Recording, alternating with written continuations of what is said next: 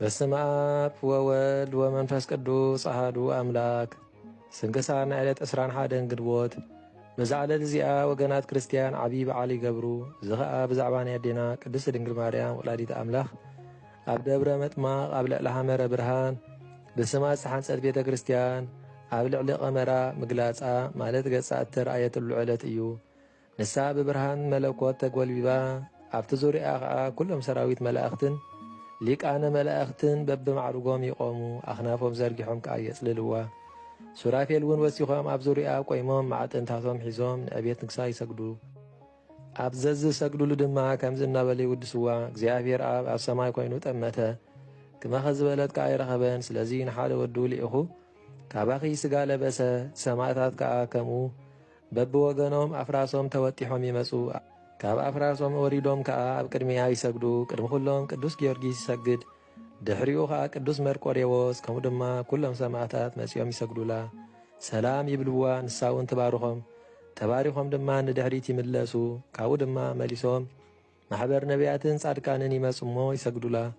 ኣብ ቅድሚያ ድማ ብልጭልጭ ይብሉ። ከምኡ ድማ እቶም ሄሮድስ ዝቐተሎም ሕፃናት ይመጹ፣ ይጻወቱ፣ ኣብ ቅድሚኣ ይሕጐሱ፣ ይሰራሰሩ፣ ሓደ ኣብ ልዕሊ ተሓደ ይተሓቋቆፉ። እቶም ኣብኡ ተኣኪቦም ዘለዉ ድማ ነዚ ምስ ረኣዩ ሓጐስ ይምልኡ፣ ኣብ ሰማይ ከም ዘለዉ ኮይኖም ድማ ይስምዖም ነበረ። ገለ ካብ ኣዝማዱ ኣቦኡ ኣዲኡ ወይ ፈታዊኡ ዝሞቶ እንተሎ ኦ እግዝእትየ ቅድስቲ ድንግል ማርያም ወላዲተ ኣምላኽ ንእገሌ እባ ኣርኢኒ ኢሉ ምስ ለመና በቲ ቀደም ዝነበሮ መልክዕ ኣምጺኣ ተርእዮ ነበረት።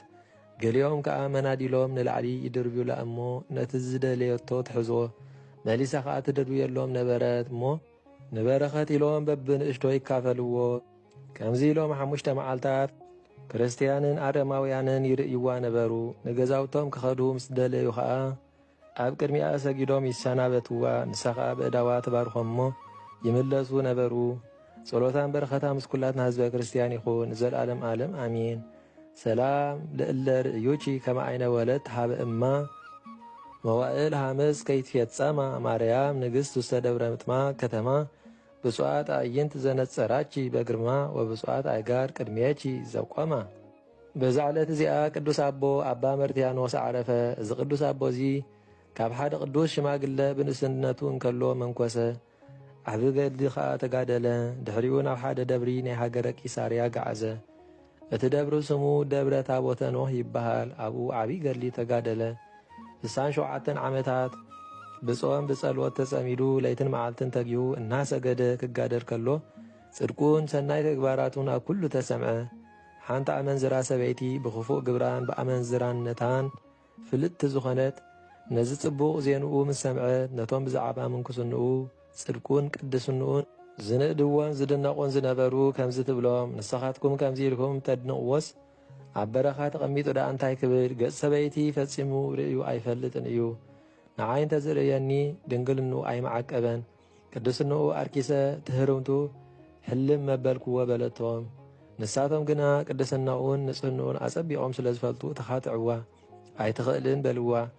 ንስኻ ኸዓ እኽእልባ ብምባል ኣብ ማእከላ ናብ ማእከልቶም ዝፈልጥዎን ቆይቋን ክርክርን ኮነ።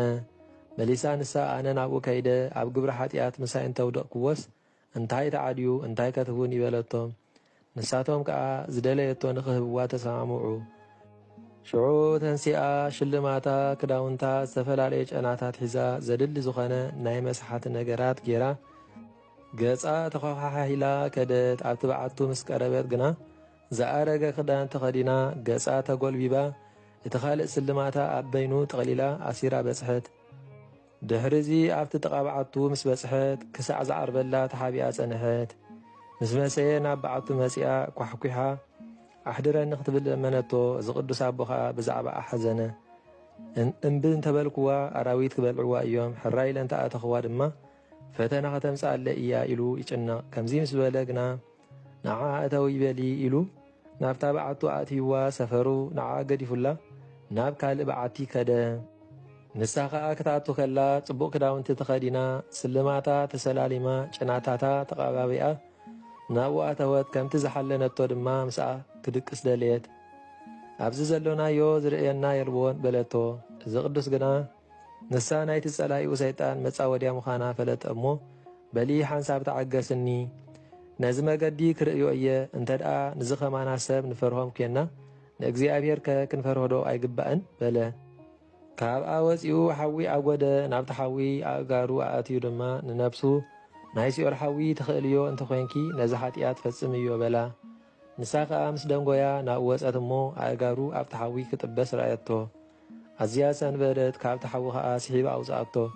ሽዑ ልባ ተተንከፈት ናብ ልባ ተመልሰት። በቲ ዝሓሰበቶ ክፉእ ተጣዕሰት። እቲ ናይ ዘማ ክዳውንታ ኣውፅያ ድማ ደርበየቶ። ኣብ እግሩ ተደፊኣ ከዓ ብዛዕባ ድሕነት ነፍሳ ክረድኣ ለመነቶ።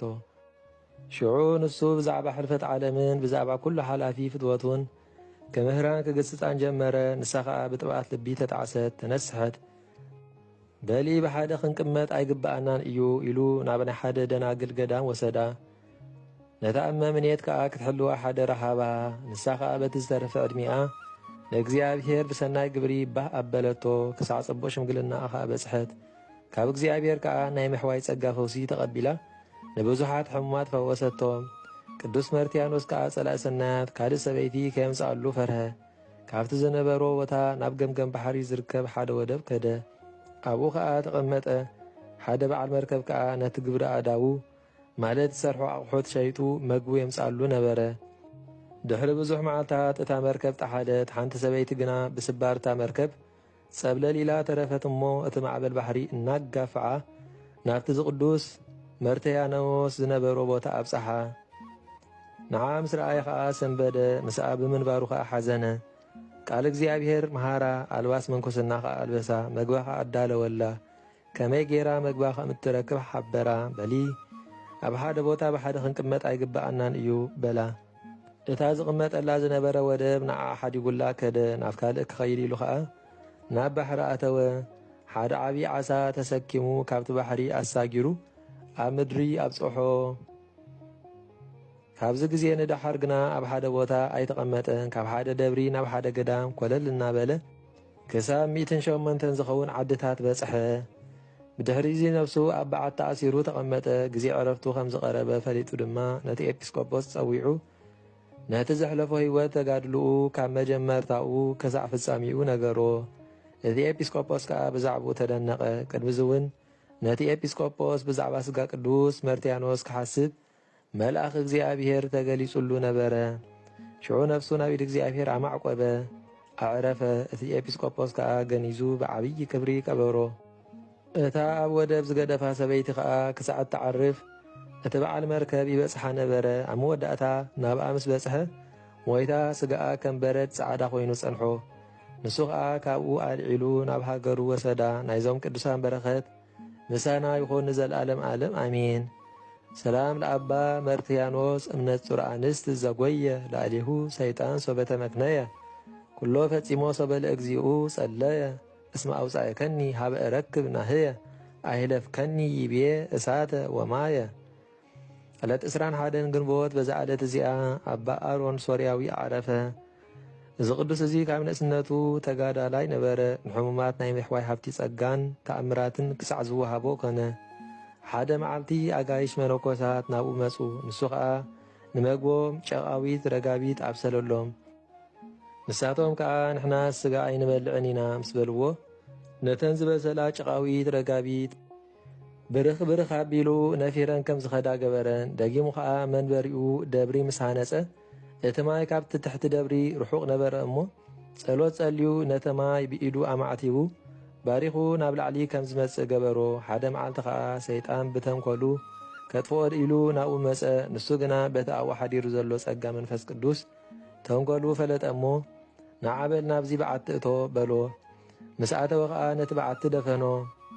ኣብ ልዕሊኡ ከዓ ዓብዪ እምኒ ጸዓኖ እሞ እቲ ሰይጣን ሓፈረ ተዋረደ። ናብ ሃገር ኣካ ገዛኢ ምስ ሞተ ከዓ ብጸሎቱ ኣተንስኦ።